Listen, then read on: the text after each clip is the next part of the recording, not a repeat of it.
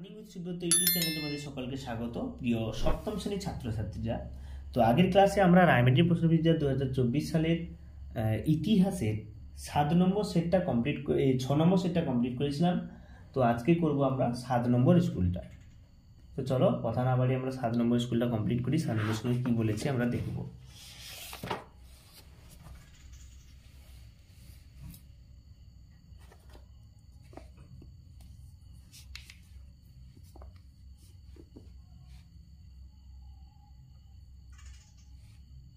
তো তোমরা দেখতে পাচ্ছ 7 নম্বর স্কুলটা কি বলেছে, Dinhata girls high school.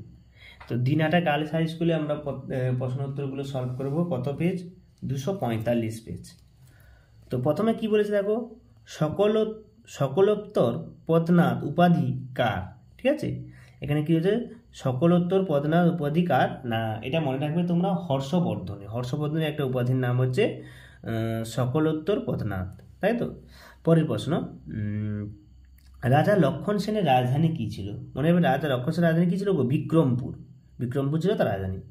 Vikramshila Mahavihara প্রতিষ্ঠা কী করেন? বিক্রমশীল মহাবিহার প্রতিষ্ঠাতা কে বলে তো না, বিদ্যাপীঠ হবে ধর্মপাল। মনে রাখবে ধর্মপাল ছিল বিক্রমপুর মহাবিহারের প্রতিষ্ঠাতা। গঙ্গায় কোন্ড চোল উপাধি কে নেন? এটা তোমাদের প্রথমে করেছি, প্রথম রাজেন্দ্র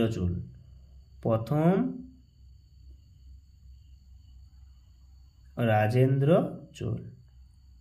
পরেরটা, পবনদূত কাব্যের রচয়িতাকে? পবনদূত কাব্যের রচয়িতাকে বলতো ধৈ, ধৌকার অন্তস্থয় দীর্ঘই, ধৈ। ঠিক আছে। পরেরটা, পাল যুগে একজন বিখ্যাত শিল্পীর নাম উল্লেখ করো, তাই তো। পাল যুগের একজন বিখ্যাত শিল্পীর নাম ধীমান। ঠিক আছে, মনে রাখবে এটা উত্তরটা হবে কি, ধয় দীর্ঘই ময়াকার দন্তন, ধীমান ছিল পাল যুগের একজন বিখ্যাত শিল্পী। পরের প্রশ্ন দেখো, 3 দাগের 1 কি বলেছে দেখো। 3 দাগের 1 কি বলেছে, যে টিকা লেখো মাৎস্যনায় টিকাটা আগেও আমরা করেছি 1 নম্বর সেটে। তো তোমরা জানো যে শশাঙ্করের মৃত্যুর পর বাংলায় যে চরম অরাজকতার সৃষ্টি হয়, তো যেমন পুকুরে বড় মাছ ছোট মাছদের খেয়ে ফেলে, তেমন সবল লোকেরা দুর্বলদের উপর অত্যাচার করে, এই অবস্থাকে মাৎস্যনায় বলে। এখান থেকে এটা লিখে নিলে পুরো ফুলফুল নাম্বার। রাজা লক্ষণ সেনের রাজসভায় সাহিত্য চর্চার পরিচয় দেয়। এবার লক্ষণ সেনের রাজসভায় কে সাহিত্যিক ছিল? কবি জয়দেব, ধৈ, পঞ্চরত্ন। ঠিক আছে, এদের সম্পর্কে কিছু বলে দিলেই হয়ে যাবে। তো এখানে দেখো আমি সুন্দর করে লিখে দিয়েছি, জয়দেবের গীতগোবিন্দ কাব্য, তাই না, ধৈ প্রবন্ধ লিখেছিলেন, এবং পঞ্চরত্ন বিভিন্ন রকম জয়বর্ধন ও ধৈ, আরও 3 জন কবি ছিল, গোবর্ধন, উমাপতি ধর এবং শরণ প্রভৃতি।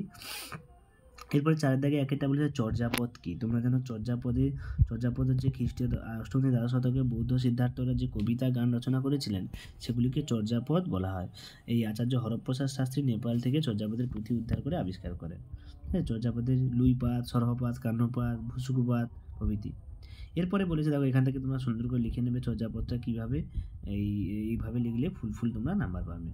পরেরটা, পাল ও সেন যুগে ধর্মের পরিচয়। প্রথমে পাল যুগের আমরা সমাজ এবং ধর্ম সম্পর্কে দেখলাম। দেখো, পাল যুগে ধর্ম, পাল যুগে বাংলার সমাজ কেমন ছিল, এবং সেন যুগে ধর্ম কেমন ছিল। তো এখান থেকেই সুন্দর করে লেখা আছে, এইটা লিখলেই ফুলফুল নাম্বার। পরে ত্রিশক্তি সংগ্রাম কাদের মধ্যে হয়েছিল? এই সংগ্রামের মূল কারণ কী ছিল? তো তোমরা জানো 3টে শক্তি মিলে ত্রিশক্তি বলা হয়, বাংলার পাল বংশ, গুর্জর পতিয়ার এবং রাষ্ট্রকূট বংশ।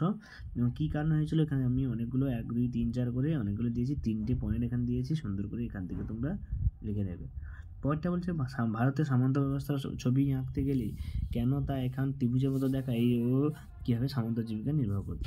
তো জানো, কৃষকরা সবচেয়ে বেশি, তাই না। তারপর সামন্ত রাজা সবার উপরে। ঠিক আছে, একটা ছোট অঞ্চলের রাজাই হচ্ছে সেরা, একজনই ছিল। তো সেক্ষেত্রে দেখো আমরা এখানে দিয়েছি, কারণ এর সর্বোচ্চ স্থানে থাকেন রাজা, নিচের স্তরে থাকেন অধনস্থ সামন্তরা, তাই না। এখন শেষে কি কৃষকরা থাকে, তারা বেশি সংখ্যায় বেশি, এই জন্য নিচের বড় মানটা দিয়েছে। সামন্তদের জীবিকা কী ছিল, তো সেখান থেকে দিয়ে দেওয়া হয়েছে পৃষ্ঠপোষকতা। তো আমরা এটা দেখে নাও সুন্দর করে। আমরা ইতিমধ্যে ইতিহাসের আমরা 7 নম্বর স্কুলটা কমপ্লিট করলাম। পরের ক্লাসে আমি 8 নম্বর স্কুলটা আলোচনা করব। তো তোমরা যারা চ্যানেল নতুন সাবস্ক্রাইব করো, এবং ভিডিওটা ভালো লাগলে লাইক করো, কমেন্ট করো, কোনো সমস্যা হলে বন্ধুদের কাছে শেয়ার করো। সকলকে ধন্যবাদ, দেখা হবে পরের ভিডিওতে।